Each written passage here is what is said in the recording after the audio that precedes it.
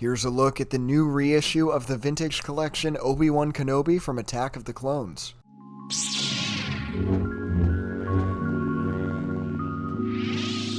So here it is, the figure on the card back in this figure is part of that new reissue wave of Jedi figures in the vintage collection. I'm really happy with this wave. I think they were all really solid picks to be re-released, and especially Obi-Wan with the launch of his own series, the anniversary of Attack of the Clones, and that new Attack of the Clones Anakin figure coming out. I think he was a really good choice. Now this wave of figures is the first in TVC to upgrade to that new thicker cardstock that they're going to be using on figures, and that makes it way less likely that these cards are going to be creased when you get them shipped to you or when they're stocked on the shelves at retailers. I think it's an awesome upgrade, and it's an important one because the card back is just as much a part of the product for most people as the figure itself. So good on Hasbro to do what they can do to fix an issue that we've been seeing with some of these damaged card backs. The image on this card looks pretty good. I always like it when they use a still from the actual media instead of editing together a photo. I think they probably could have chosen a better shot for Obi-Wan here, maybe one where he's posed with his lightsaber or in more of an action pose, but I do think this still looks pretty good, and I am happy with it. Looking at the back, we can see that this is VC31 in the Vintage Collection line, so it was one of the earlier figures to be released. And we can also see on the back the rest of the figures from this Jedi reissue wave, and figures from that new wave of TVC that's been hitting Target around the US. I've already reviewed each figure individually from that wave, and I've reviewed that wave as a whole. If you want to check out those reviews, I'll have them linked in the description. Flipping back to the front, I think the figure looks pretty nice in the bubble, and while I am happy it comes with that comlink accessory, I think we really could have used an unlit lightsaber hilt accessory. That's something that should come with every Jedi. Before we open this figure, I want to share with you my other copy of this figure that I've had for quite a bit now. It's a copy that I got signed by Ewan McGregor at Star Wars Celebration. Celebration was a great experience, and getting to meet Ewan was especially memorable. I'm really happy to have had that chance. It's a figure that I will definitely never be taking out of that case. Alright, let's go ahead and get the figure open so we can take a look at it loose.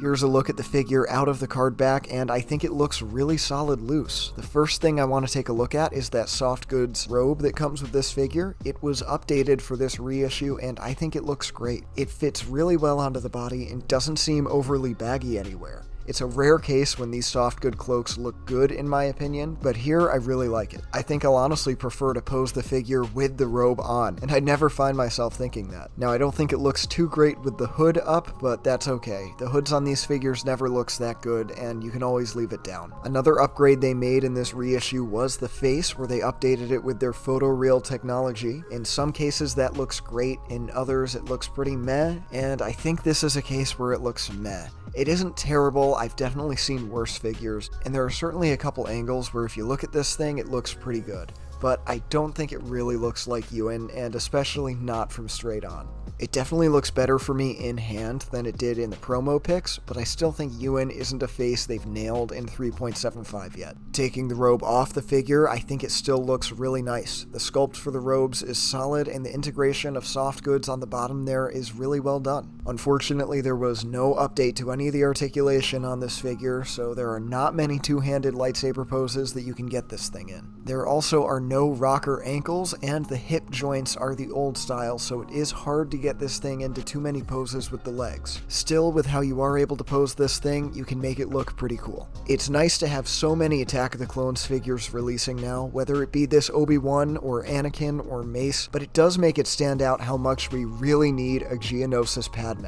It's crazy that we've only ever gotten one Padme in TVC, and it's her peasant disguise, which is an outfit that certainly is not the most memorable for her. I guess for now the Black Series 3.75 version will have to do, but honestly I hope they end up re-releasing that figure in TVC. But the figure that we do have here is really solid. It's a shame we don't get a complete retooling of the figure when they reissue them, but I understand that that's not really in their budget, and it's also not the point of these reissues. The point of these reissues is to release figures that people want for less money than it costs to make a completely new one. And if we're being honest, people want this figure. It did start getting a little pricey in the secondary market, so it's nice to have a chance to buy it for retail price with an updated face sculpt. As a whole, I'm really happy with this wave of Jedi reissues. For another look at this figure, other figures, vehicles, and playsets from across the Star Wars lines, be sure to check out the Jedi Collector on Instagram. Link will be in the description.